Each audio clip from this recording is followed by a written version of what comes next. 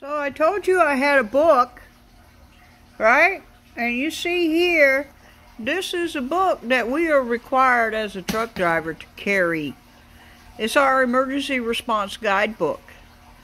And I could not find something called just vinyl chloride, but what I did find was vinyl chlorus. Anyway, it's as close as I could get.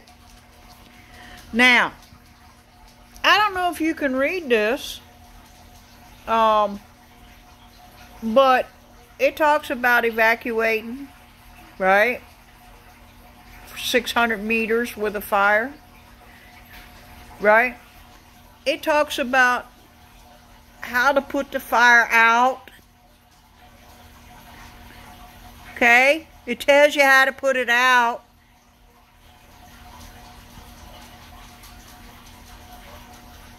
It tells you what to do if you get a spill or a leak. It tells you what to do for first aid.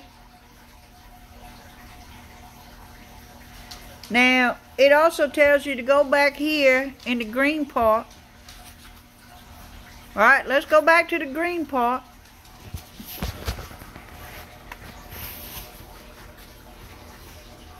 And when you go to the green part,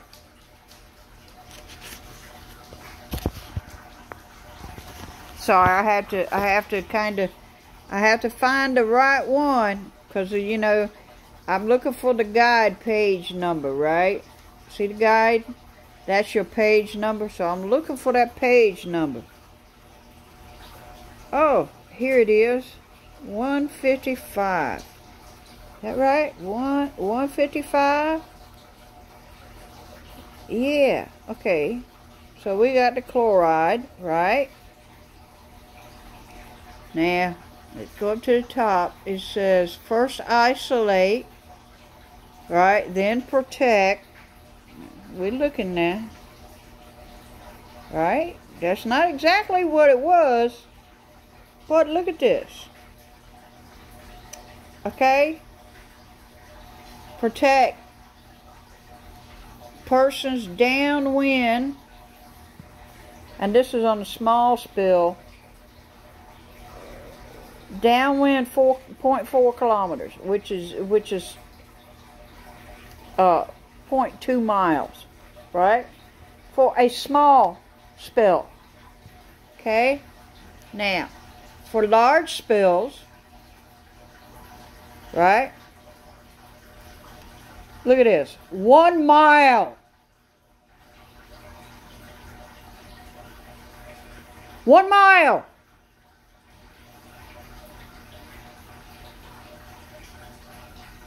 You see it? Protect persons downwind from a large spill, 1 mile.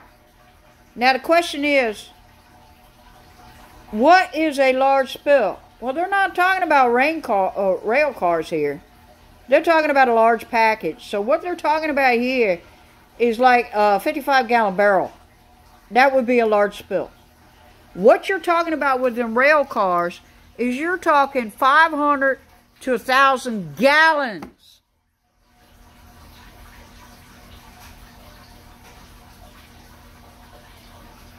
So, whoever allowed that to burn without using the proper technique spelled out in the book. It is spelled out in the book. You cannot sit there and say, oh, well, I didn't know. It's in the freaking book. It's in the book. And this is an old book. This ain't even a new book. This is an old one. Right? I mean, you have to have these books to haul hazmat on the truck. And these are my old books. I just happen to have in the house for study material.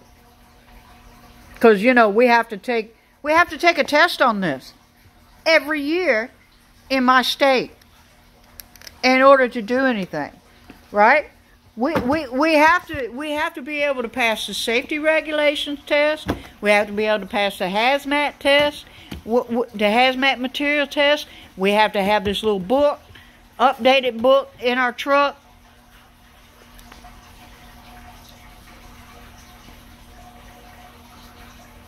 So what I'm telling you is, as a person who does haul hazmat, whoever was in charge of this train derailment spill needs to have their feet held to the fire, because now they have poisoned the water and the air all over Pennsylvania and New York, all the way downstream down the Ohio River, all through our farmland in the United States. Now, if you don't believe me, you can go and watch a video that Pinball Preparedness put up, and he shows the actual area on a map that's affected by this. Now, folks, me ranting here on the phone is not going to change anything, but I think that we need to have a little bit of an outcry about this, because this here was incompetence on a grand scale.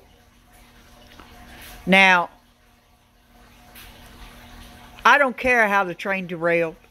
I really don't. If it was a faulty part, then it was a faulty part. If it was explosions, then it was explosions.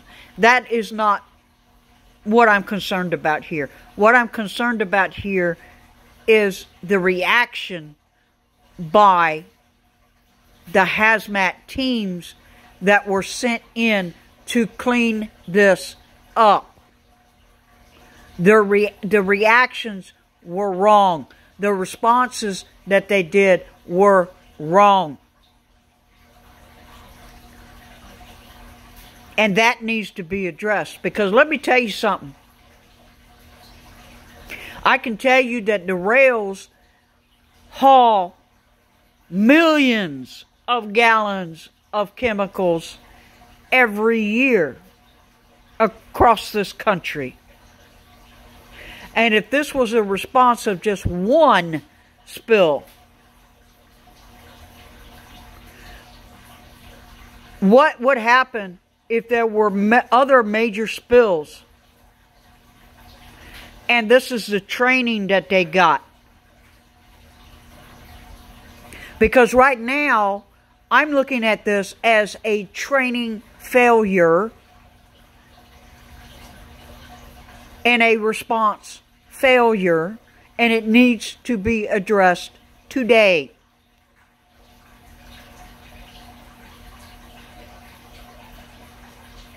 So, yes, I'm going to harp on this, because I really don't think that normal people understand that, yes, we have these books. If we're hauling hazmat, we have these books. They are required by law. By law.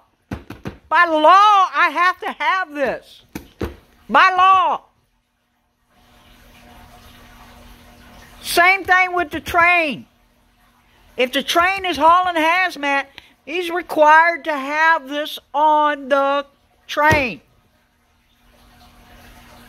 If you are a emergency response team responding to a hazmat spill, you are required to have this.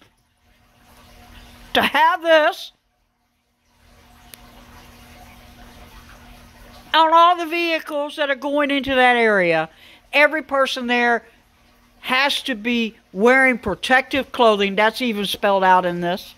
What kind of protective clothing, what kind of fire extinguisher, not to let water get to it, because water could cause toxic fumes and gas. Oh, okay. Yeah. It's all spelled out in this. Now, I understand, even if I have a small spill, I'm going to call my supervisor. I'm going to call the person in my company responsible for hazmat, and I'm going to look in the book, and he's going to look in the book, and we're both going to figure out, okay, who do we call now to come out here and help us clean this spill up, one, and two, what is the immediate emergency response that we have to do immediately? Do we need to evacuate the area? Do we need to do anything special to try and contain this hazmat? Because I can tell you, if I spill something on the ground that's hazmat, a lot of times I have to dig down to dig out the very dirt that hazmat fell on. And it's got to be bagged just like you would bag up needles at the pharmacy from like flu shots or taking blood. You would have to bag up those needles in a hazmat bag and seal it in another barrel that has hazmat placards on it.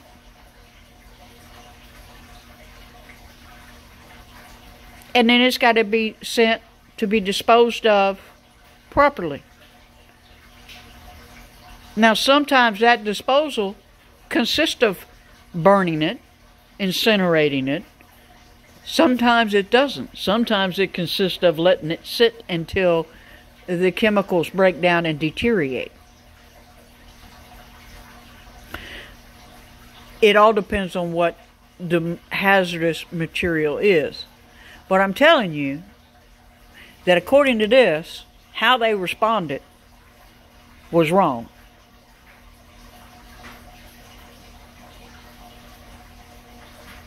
So, being a person who hauls hazardous materials, I'm going to say this. The training obviously was not there for this type of spill when it should have been there for this type of spill.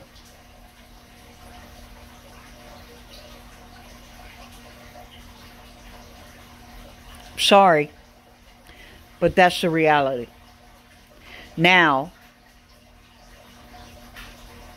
Ohio, Pennsylvania, New York, if you didn't have your garden beds or your ground completely covered, any type of precipitation that comes down is going to contaminate your soil and your waterways. So, that's all I have for you today. I told you I was going to try and find my books, and I did. And I really don't think that normal people who don't deal with this type of stuff really understand how absolutely pissed off those of us who do everything correctly are about this. Because it is just ridiculous how they handled this. It's ridiculous.